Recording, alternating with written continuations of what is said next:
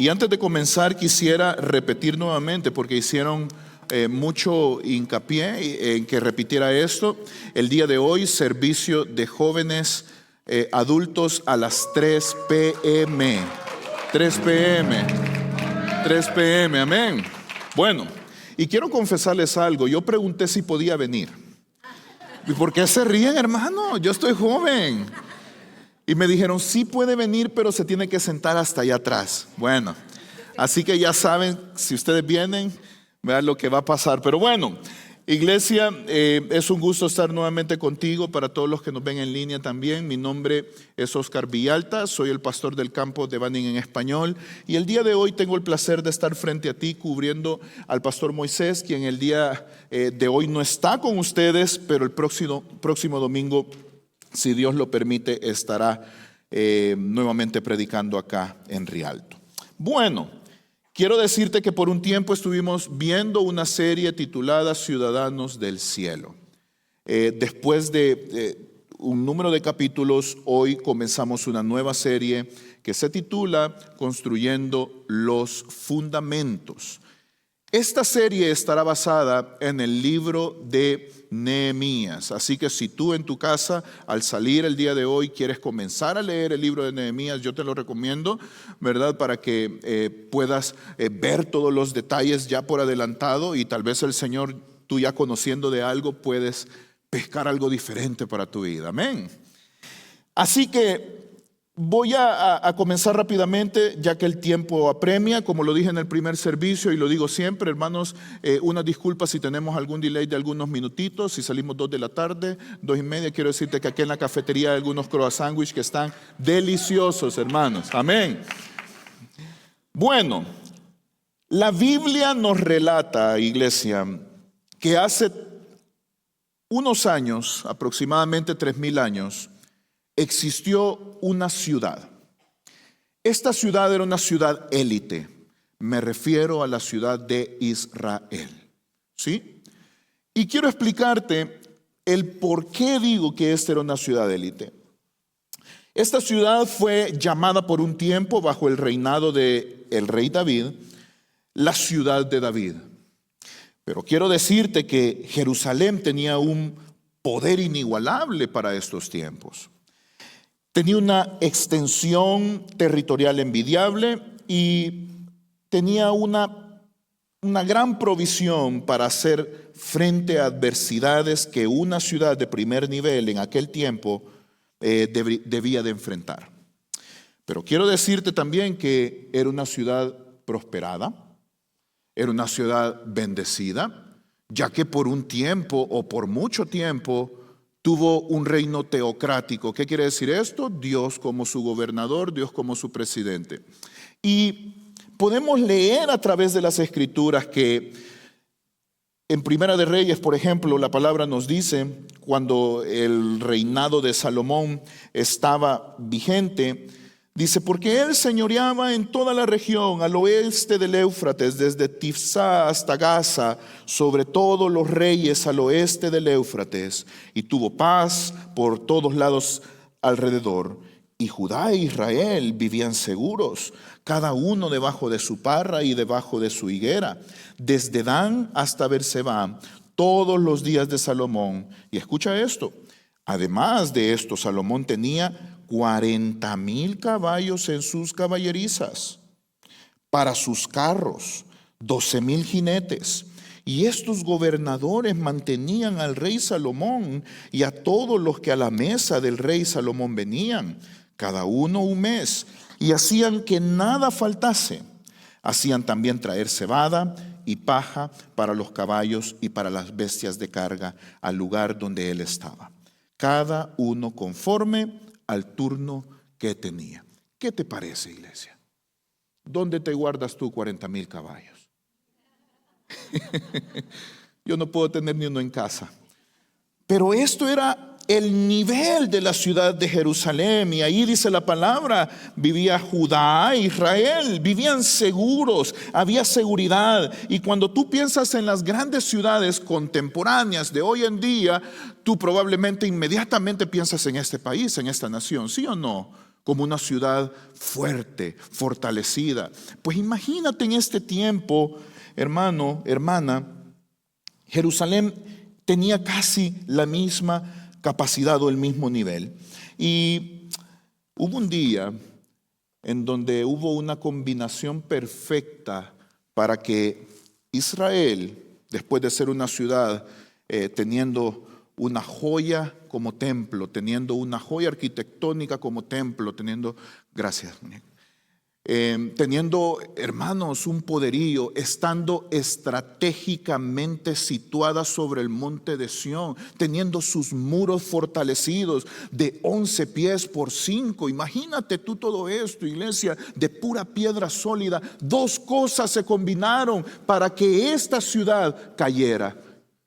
Número uno, un imperio que se levantó en contra de Jerusalén, el imperio babilónico. Y el otro componente, ¿sabes cuál fue? La desobediencia del pueblo. ¿Cómo? Quiero que vayamos entonces a Segunda de Reyes 25:8. Dice la palabra de Dios: en el mes quinto, a los 7 días del mes, siendo el año 19 de Nabucodonosor, el rey de Babilonia, vino a Jerusalén Nabuzaradán, capitán de la guardia, siervo del rey de Babilonia, y quemó la casa de Dios y la casa del rey y todas las casas de Jerusalén y todas las casas de los príncipes quemó a fuego. Y todo el ejército de los caldeos que estaba con el capitán de la guardia derribó los muros alrededor de Jerusalén. Y a los del pueblo que habían quedado en la ciudad, a los que se habían pasado al rey de Babilonia y a los que habían quedado de la gente común, los llevó cautivos Nabuzaradán, capitán de la guardia.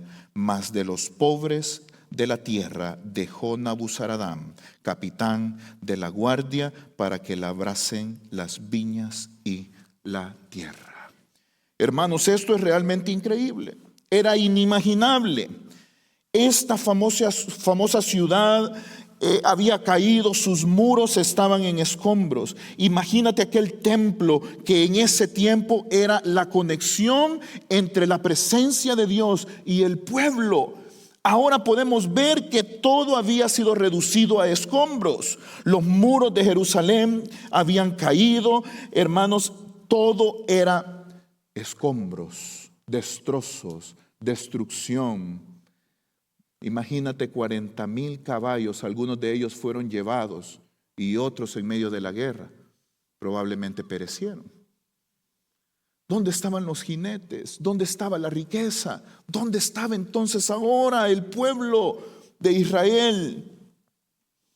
Y probablemente no faltó algún ciudadano judío que dijo: ¿dónde estaba Dios en todo esto? ¿Te has hecho tú esa pregunta, al igual que yo me la he hecho en algunos momentos de mi vida? Cuando he visto que ciertas cosas se están derrumbando, se están cayendo, no están saliendo bien, ¿no te has preguntado eso? Yo me lo he preguntado muchas veces. Señor, ¿dónde estás? ¿Estás tú en esto?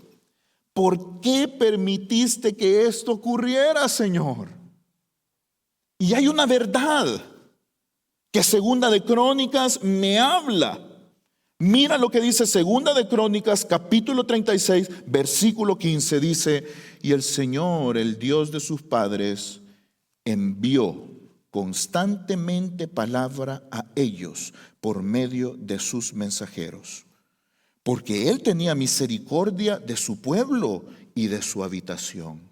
Mas ellos hacían escarnio de los mensajeros de Dios y menospreciaban sus palabras, burlándose de sus profetas, hasta que subió la ira del Señor contra su pueblo y no hubo ya remedio, por lo cual trajo contra ellos al rey de los caldeos, que mató a espada a sus jóvenes en casa de su santuario, sin perdonar joven ni doncella, anciano ni decrépito. Todos los entregó en sus manos, Asimismo, todos los utensilios de la casa de Dios, grandes y chicos, los tesoros de la casa del Señor y los tesoros de la casa del rey y de sus príncipes, todo lo llevó, ¿a dónde? A Babilonia. Fíjate que cuando yo preparaba esta palabra, entró un deseo en mí de decirle: Señor, ¿dónde estabas cuando esto pasó? Y rápidamente el Señor me vuelve a Segunda de Crónicas capítulo 36 y me dijo: es que yo siempre he estado contigo y yo siempre estuve con mi pueblo, pero tu corazón no estaba conmigo. Y es acá donde podemos ver, hermanos, que el pueblo se alejó, no fue obediente a lo que el Señor ya había hablado a ellos a través de los profetas. El Señor hubo un tiempo que bendijo esta ciudad, mas hoy se había apartado. Pero quiero decirte que aún en el exilio podemos encontrar a unos cuantos autores de nuestras Biblias que escribieron allá en una nación lejana de Babilonia, allá en el exilio, escribieron siempre permaneciendo fiel al Señor. Y te puedo decir rápidamente algunos: Daniel, por ejemplo, Esther, Esdras, y hoy vamos a hablar de otro líder también judío, Nehemías. Entonces, yo quiero que pongas mucha atención, porque por las próximas 8 semanas en todos nuestros campos vamos a estar predicando acerca de Nehemías. Y Nehemías capítulo 1, del versículo del 1 al 2, me habla de tiempo después de este acontecimiento de la conquista babilónica al pueblo de Dios. Y dice la palabra en Nehemías capítulo 1, versículo del 1 al 2. Palabra de Nehemías, hijo de Acalías. Aconteció en el mes de Quisleu, en el año 20, estando yo en Susa, capital del reino, que vino Hanani, uno de mis hermanos, con algunos varones de Judá, y les pregunté por los judíos que habían escapado, que habían quedado de la cautividad, y por Jerusalén. ¿Me estás entendiendo el hilo del tiempo, verdad? Entonces vemos acá a Nehemías en donde vive en una ciudad, porque él nos relata en primera persona el libro, vive en una ciudad llamada Susa. Si tú estuviste con nosotros hace unos meses, estuvimos predicando acerca de la reina Esther. Y vimos que ella vivía en la misma ciudad, en Susa. Entonces resulta que luego que Babilonia conquista el pueblo de Israel, un reino más fuerte, el reino persa, conquista Babilonia. Entonces nos vemos acá en esta situación en donde ya muchas personas, las generaciones que fueron en algún momento esclavas de ese exilio, probablemente ya habían partido, ya no estaban, ya habían muerto. Nuevas generaciones habían nacido, y podemos ver entonces a un Nehemías hablándonos que su hermano había sido enviado, había visto de cerca cómo estaba la ciudad que un día fue una ciudad élite, la ciudad de Jerusalén. Y dice entonces en el versículo 2 que vino Hanani, uno de mis hermanos, con algunos varones de Judá, y les pregunté por los judíos que habían escapado, que habían quedado de la cautividad, y por Jerusalén. Yo quiero decirte que esta nación ahora, la nación persa, es ahora la nación de Irán. Y cuando Nehemías nos está hablando, 100 años antes había vivido la reina Esther. 100 años después entonces se encontraba Nehemías hablando. Pero yo quiero decirte que en ese tiempo, 70 años después de haber sido esclavos el pueblo de Israel, Jeremías nos da una profecía para el pueblo de Israel que estaba exiliado. Jeremías capítulo 29, versículo 10 nos dice: porque así dijo el Señor, cuando en Babilonia se cumplan los 70 años, yo os visitaré y despertaré sobre vosotros mi buena palabra, para haceros volver a este lugar, porque yo sé los pensamientos que tengo acerca de vosotros, dice el Señor, pensamientos de paz y no de mal, para daros el fin que esperáis. Entonces me invocaréis y vendréis y oraréis a mí y yo os oiré y me buscaréis y me hallaréis, porque me buscaréis de todo vuestro corazón. Y seré hallado por vosotros, dice el Señor, y haré volver vuestra cautividad, y os reuniré de todas las naciones y de todos los lugares donde os arrojé, dice el Señor, y os haré volver al lugar de donde os hice llevar. Amén. Este versículo a mí me encanta. Me encantan las palabras del Señor para su pueblo.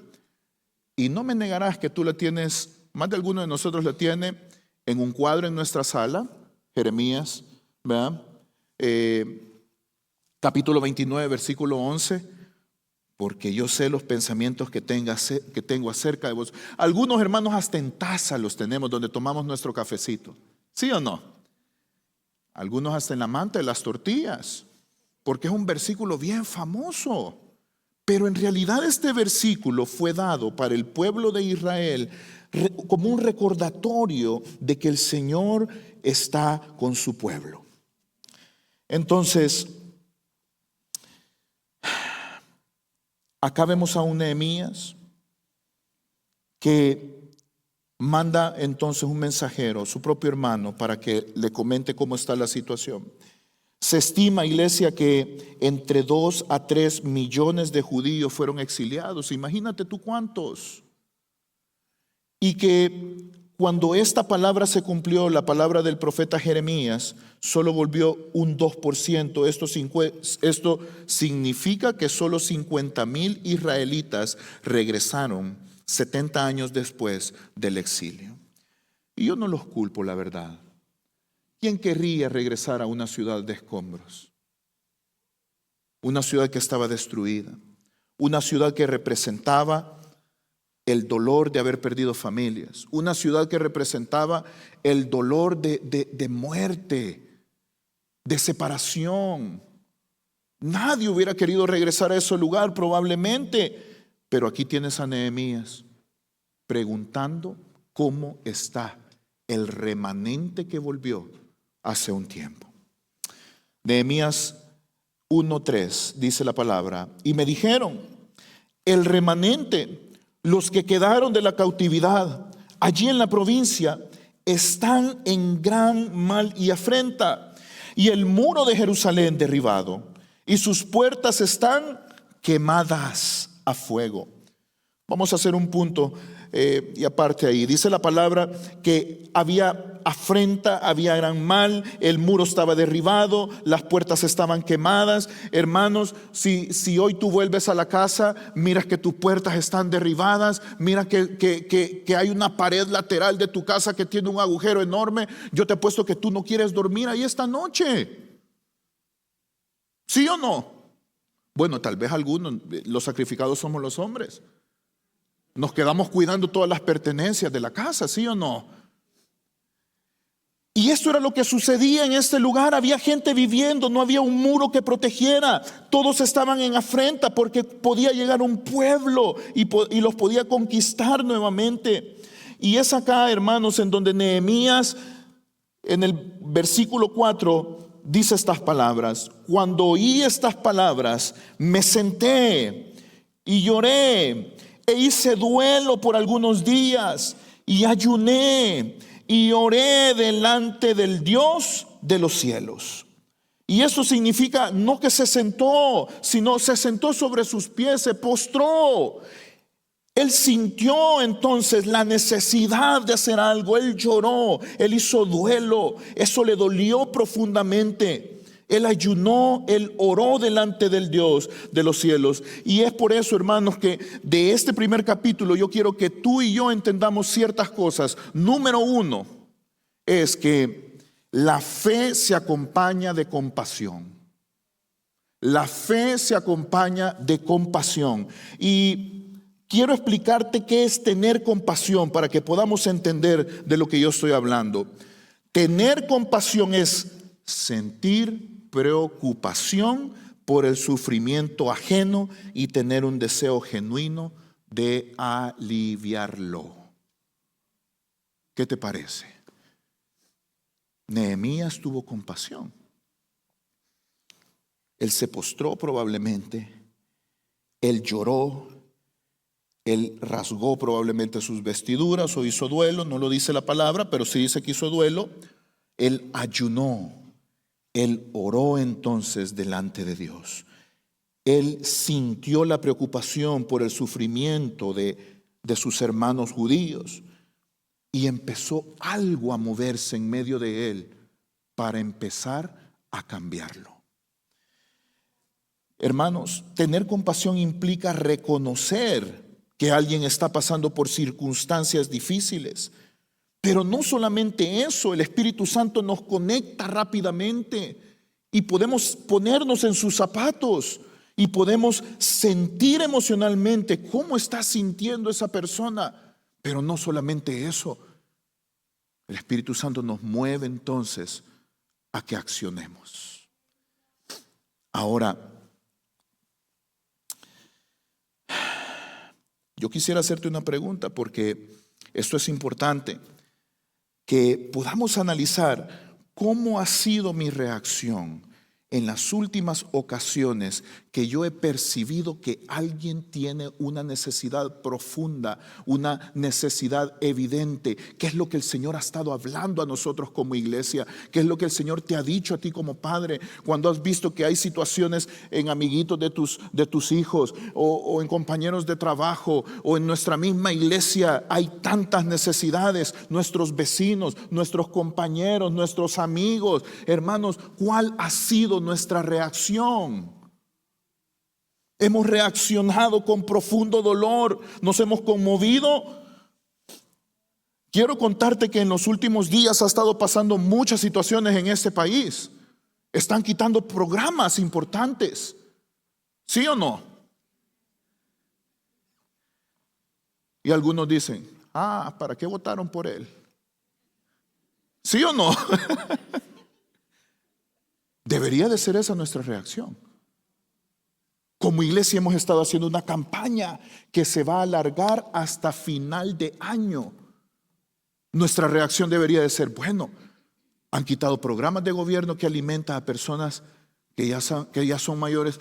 Bueno, mi amor, vamos a comprar unas cuantas latas de frijoles borrachos, de esos de los que nos gustan a nosotros. En mi caso, hermanos, a mí me gustan los frijoles Ducal, unos que venden en el Cárdenas. Vamos a comprar unos cuantos y los vamos a llevar. No dar lo que nos sobra, sino ayudar con algo que a nosotros mismos nos gusta. Eso es tener compasión, hermanos. Quiero decirte que en los últimos días se escuchan tantas cosas. Mira, una avalancha de deportaciones, gente sin trabajo, familias destrozadas, jóvenes perdidos en drogas y alcohol, enfermos que necesitan oración, muchos casos de personas que están hundidos en depresión. Y quiero decirte que a veces nosotros decimos, ¿y entonces a quién le decimos?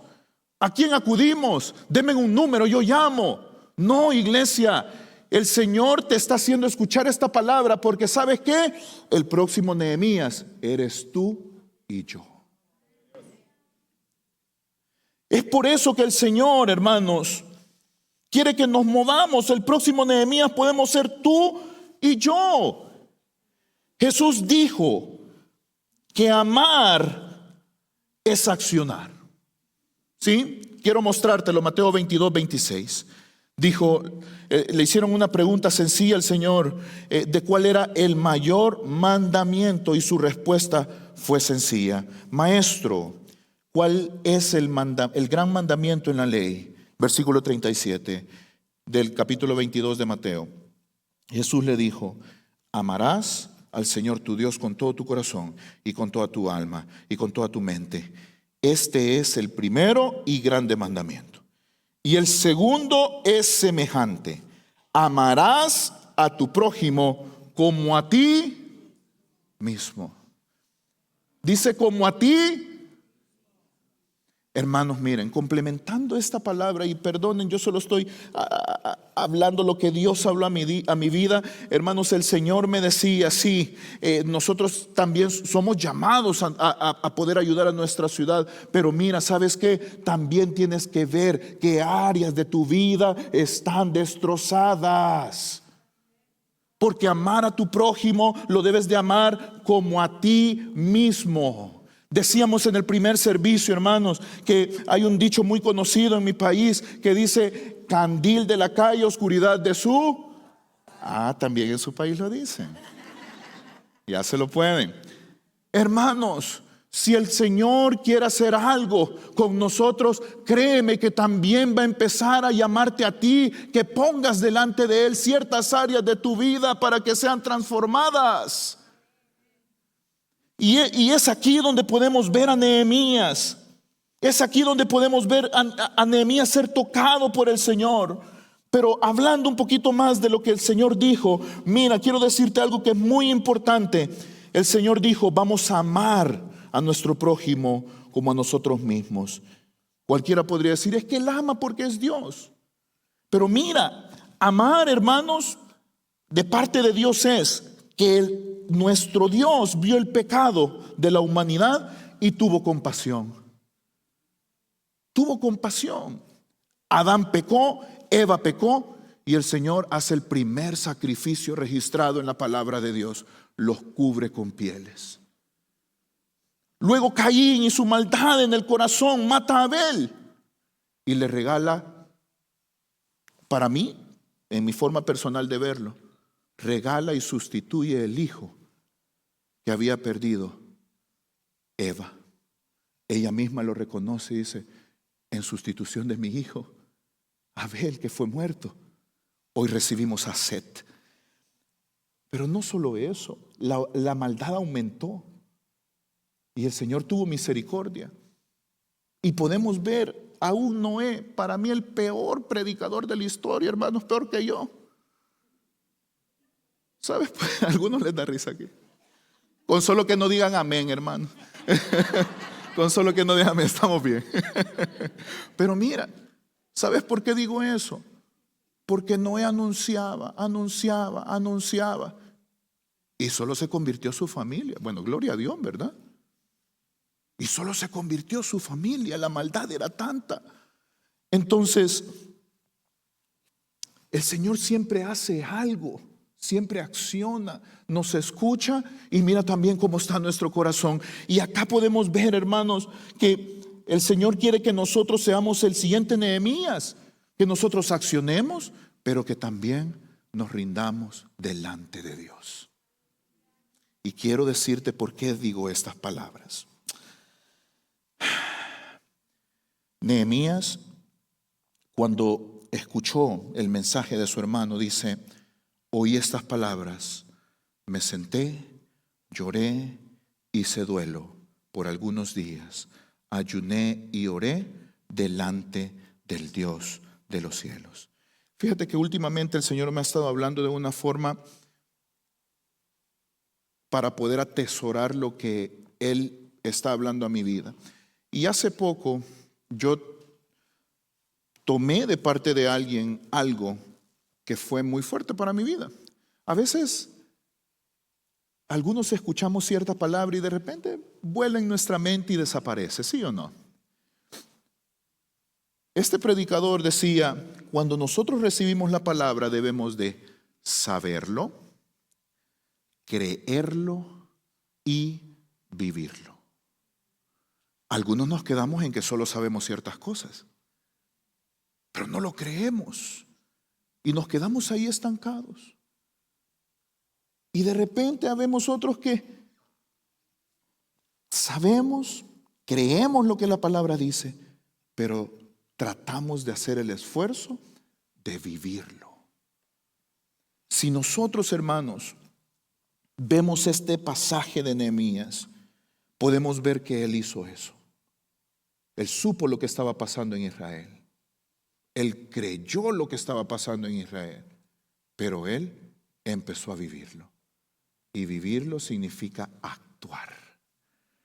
Versículo 5 de Nehemías 1 dice: te ruego, oh Señor, Fue la oración de Nehemías. Dios de los cielos, fuerte, grande y temible, que guarda el pacto y la misericordia a los que le aman y guardan sus mandamientos. Versículo 6.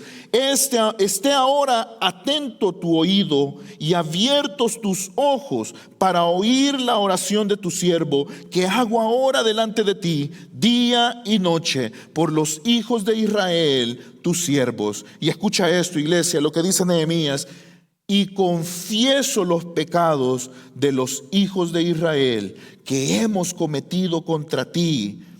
Punto y coma, y dice: sí, yo y la casa de mi padre hemos.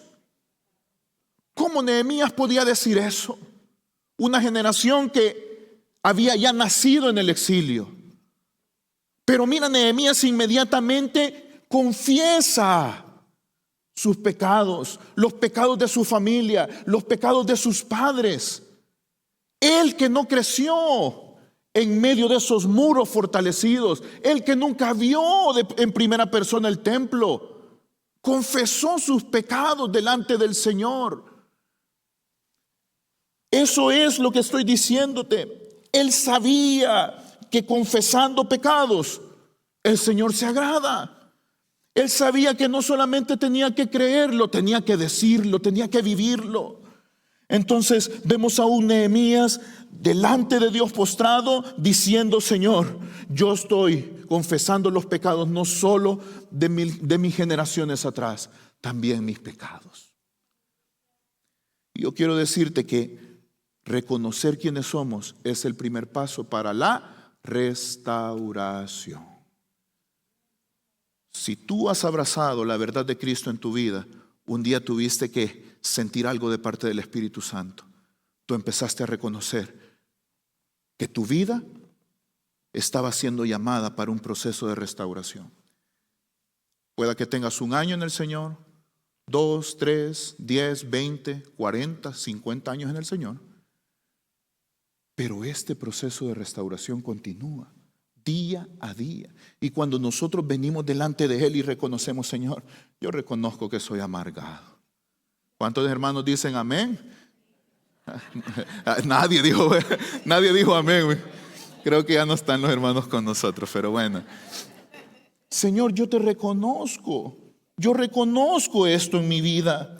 Yo reconozco que esta área significa un área difícil para mí, porque restaurar significa reparar, recuperar, volver a su estado anterior lo que está dañado.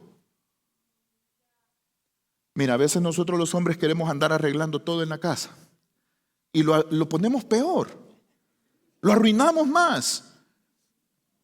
Pero hay algo que a mí me ha pasado a veces, algo que no está malo. Quiero hacerle una limpieza de mantenimiento. Ay, Señor.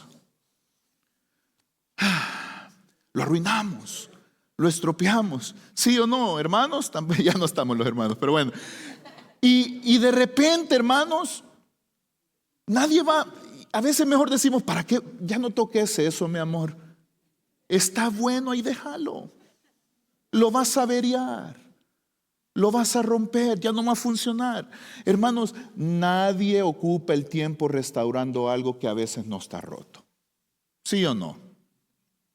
Nadie ocupa el tiempo reparando algo que no está roto. Y a veces lo mismo pasa con nosotros. Nosotros vamos por nuestra vida. Yo voy por mi vida reconociendo como que todo estuviera bien. Y no quiero poner delante del Señor cosas que están rotas, rotísimas. Pues el Señor, ¿cómo va a actuar en mi vida? Si yo no he reconocido esa área en mí que está rota. Y a veces, hermanos, Confesar que estamos rotos, que estamos quebrados, que estamos destrozados, que hemos sufrido, que han pasado situaciones en nuestra vida que ha llevado a nuestro corazón a ser duro, a ser lo que somos el día de hoy. No quiere decir que seamos malas personas, pero probablemente hay ciertos sentimientos en nuestra vida que el Señor no quisiera que nosotros tuviéramos, pero han sido cosas que han pasado en nuestra niñez, en nuestra vida, en nuestra adolescencia, en nuestros matrimonios. Y eso ha llevado a que nuestras vidas en cierto punto necesiten restauración. La noticia es, iglesia, que el Señor hoy no quiere que solo repares la vida de alguien más. Él quiere que primero repares también la tuya. Y hay un hombre que murió por nosotros. Excelente restaurador, excelente, hace prodigios, hace milagros con la vida, aunque tu vida esté en pedacitos tan minúsculos que no las puedas ni agarrar con las manos. Ese es Jesús de Nazaret.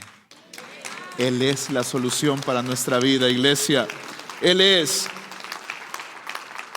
Entonces, restaurar, hermanos, significa que yo he visto que hay algo en mí, hay un fallo, un error, algo que está roto. Y miren, este proceso de restauración tenemos que tener mucho cuidado, porque a veces tenemos que reconocerlo.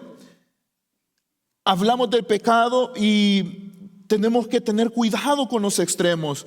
Cuando nosotros vemos lo que estaba haciendo Nehemías, él estaba reconociendo delante del Señor su pecado. Mira lo que dice en el versículo 7, dice: en extremo nos hemos corrompido contra ti. No hemos guardado los mandamientos, tus estatutos, tus preceptos que diste a Moisés, tu siervo. Él estaba hablando de la ley. Versículo 8, acuérdate ahora de la palabra que diste a Moisés, tu siervo, diciendo: si vosotros pecareis, yo os dispersaré por los pueblos. Pero si os volviereis a mí y guardareis mis mandamientos y los pusiereis por obra, aunque vuestra dispersión fuere hasta el extremo de los cielos, de allí os recogeré y os traeré al lugar que recogí para hacer habitar allí mi nombre. Amén. Esto es amor, iglesia. Y esta palabra que acaba de mencionar Nehemías, puede leerlo usted, hermano, en Levítico 26, versículo 40 en adelante hasta el 42. Pueden leerlo en casa. Pero, hermanos, el punto número 1 es que la fe se acompaña de compasión. Hermanos, debemos de tener compasión por nuestro estado propio también, porque Jesucristo así lo dijo. Hermanos, que para amar a mi prójimo yo debo de amarme también a mí mismo. Punto número 2 que quiero hablar acerca de lo que estamos viendo, el primer capítulo de Nehemías, es: antes de usar las manos, asegúrate de doblar las rodillas. Esto significa, vamos a orar. Hermanos, algunos probablemente aquí estén diciendo: Señor, ya sé qué área me estás diciendo que yo restaure en mi vida. Al salir de aquí voy a ir a platicar con tal persona, le voy a decir lo que él hizo, le voy a decir que me dolió, pero que lo perdone en el nombre del Señor. Calma. Antes de tomar tus decisiones, ven delante del Señor, pregúntale qué es lo que tú y yo debemos de hacer para cada situación personal. Y después oramos para que Él nos dé el discernimiento y la forma de cómo hacerlo. Amén. Mira Nehemías, qué es lo que estaba pasando. Su corazón estaba siendo tocado para restaurar los muros, pero él estaba orándole al Señor. Él se había puesto delante de Dios. Él estaba diciendo: Señor, he confesado entonces los pecados no solo de mis generaciones atrás, sino también los míos. Pero mira, él va a la palabra, él va a la ley y dijo: Señor, yo te ruego, Señor, esté ahora tu oído a la oración de tu siervo, atento a la oración de tu siervo. a la oración de tus siervos, quienes desean reverenciar tu nombre. Concede, dice en el versículo 10, ahora buen éxito a tu siervo. Y escucha esto, dale gracia delante de aquel varón, porque yo servía de copero al rey. Y quiero decirte que si nosotros no buscamos en oración lo que Dios quiere que restauremos, a veces podemos echar a perder más las cosas. Mira lo que dice Proverbios 16, versículo 3. Dice la palabra: encomienda al Señor tus obras. Y escucha cuál es la consecuencia de esto. Y tus pensamientos serán afirmados. Cuando nosotros encomendamos al Señor lo que queremos hacer, el Señor afirma los pensamientos de cuál es el mejor proceder para lo que Él nos está llamando a hacer. Hay algo más. Nehemías 1:11 dice: te ruego, oh Señor, esté ahora atento tu oído a la oración de tu siervo, a la oración de tus siervos. Mira, Nehemías sintió la carga. Nehemías rápidamente empezó a pedir al Señor cuál era el designio que él quería. Y te lo pongo rápido sobre la mesa. Es que el Señor no solamente quiere arreglar tu vida, ni mi vida. Cuando el Señor nos está encomendando algo, esto es debido de muerte, por decirlo de alguna forma. Y probablemente tú dirás: ay, el pastor tan exagerado, salvadoreño tenía que ser. ¿Sabes por qué te digo esto? Porque cuando el Señor encomendó a Nehemías esta obra y estaba tocando su corazón, Él no solo vio una obra de levantar los muros. Él vio la restauración de generaciones. Generaciones. Generaciones, iglesia. Porque el Señor no solamente quiere arreglar nuestra vida, nuestro matrimonio, nuestros hijos. El Señor quiere arreglar nuestras generaciones que vienen atrás, iglesia. Pero también quiere arreglar generaciones en nuestros vecinos, en nuestros compañeros, en nuestros hermanos de la iglesia. Cuando el Señor nos quiere a nosotros delante de Él, es simplemente, hermanos, porque Él quiere hacer una obra continua y perpetua en nosotros. Él quiere que nuestras familias sean para Cristo. Él quiere que nuestros muchachos, nuestros hijos, hermanos, mira qué hermoso que los jóvenes adultos, después de este servicio, se van a estar reuniendo. Gloria a Dios por eso. El Señor no solo quiere arreglar nuestras vidas en medio de problemas y circunstancias. El Señor no solamente vio un muro caído de los ciudadanos de Israel. Él vio generaciones. Y en esas generaciones estábamos tú y yo. Entonces, mira, cuando Sara y Abraham fueron llamados por el Señor, Él no los llamó por el problema de infertilidad. Él los hizo padre de naciones. Pero no solamente eso. A Nehemías lo estaba llamando porque él veía un propósito perpetuo. Si hoy, iglesia, tú sientes el deseo o estás siendo llamado por el Espíritu Santo a arreglar ciertas cosas en tu vida, probablemente dirás: yo estoy roto, estoy destrozado, ¿cómo yo puedo levantar a alguien más? Yo quiero decirte que el Señor se va a valer de tu condición para que esa experiencia pueda ayudar a otras personas que estén pasando por lo mismo que tú estás pasando. Sí, pero es que hay pecado en mi vida. Yo creo que el Señor, ¿sabes qué? Hoy es el día de confesar tu pecado delante del Señor. El Señor está acá a la puerta. Hoy, dice el Señor, hoy es el día de salvación. Hoy, no mañana, es hoy, iglesia. Es hoy cuando el Señor quiere que tú vengas delante de Él. Nehemías dijo algo muy importante antes de terminar. Dijo: porque yo servía de copero al rey. Y esto quería decir: yo tengo una responsabilidad muy importante ante autoridades de este reino. Mi tiempo está corto, ¿cómo hago? Pero él decidió en su corazón hacer algo. El verbo que yo veo en esa palabra es servía. Él ya había dispuesto, y quiero decirte que algunos de los que estamos acá estarán diciendo: yo necesito ponerme delante del Señor, venir más a su iglesia, venir a atender un estudio bíblico, meterme a celebrando la recuperación, quiero meterme en las reuniones de matrimonio, yo quiero conocer más del Señor, quiero traer a mis hijos, pero no tengo tiempo, necesito trabajar, Mira, órale al Señor. Has reconocido y ahora ya sabes. Escucha bien los 3 pasos. Ahora ya sabes el que el Señor te está pidiendo. Y ahora ya lo crees. El Espíritu Santo te ha llevado a mover algo en ti. Ahora ya lo crees. Pero ahora hace falta el último paso. Vivirlo. Vivirlo. Número 3. Tú puedes ser la respuesta a tu propia oración.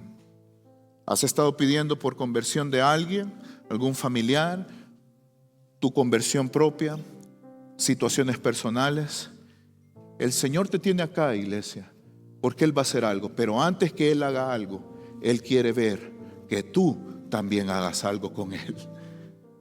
Esto significa decisiones. Y rápidamente te lo explico. Alguno de nosotros puede estar acá y diciendo: Señor, yo necesito salvación para mi cónyuge. El Señor rápidamente puede decirnos: está bien. La pregunta es: ¿cuál es tu papel en la salvación de tu cónyuge?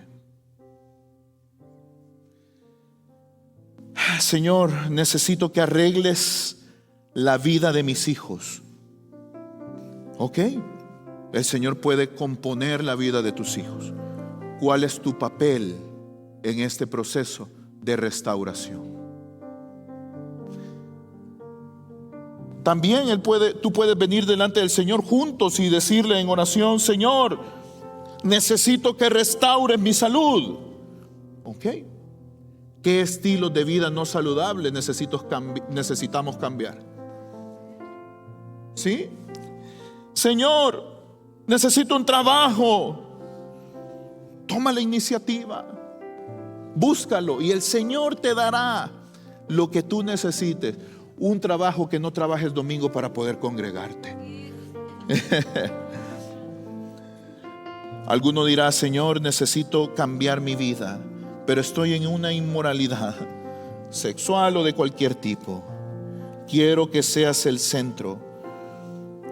Empieza entonces, iglesia, por el Salmo 32, justamente como te lo dije. El Salmo 32:8 dice: y te haré entender y te enseñaré el camino en que debes andar. Sobre ti fijaré mis ojos. Iglesia, hay muchas áreas que podemos restaurar de nuestra vida, pero hoy el Señor también nos está pidiendo que nuestra vida propia también sea restaurada. Voy a pedirte que te pongas en pie, iglesia, y que no olvides que ese Nehemías del cual hemos hablado, ese Nehemías eres tú y soy yo.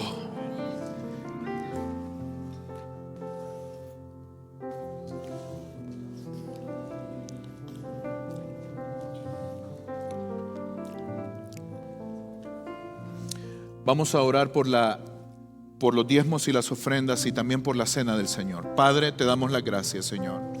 Gracias por este tiempo, gracias por tu palabra. Señor, el día de hoy oramos, Señor, para que tú, Padre, transformes nuestra vida. Hoy has traído palabras, Señor, que nos ha hecho saber de ciertas cosas en nosotros, Señor. Padre, creemos que tú eres el que ha hablado a nosotros, Señor.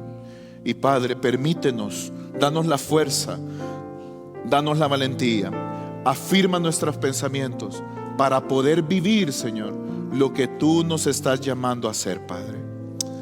Gracias, Señor, porque el día de hoy podemos diezmar, ofrendar y traer para ti, Señor.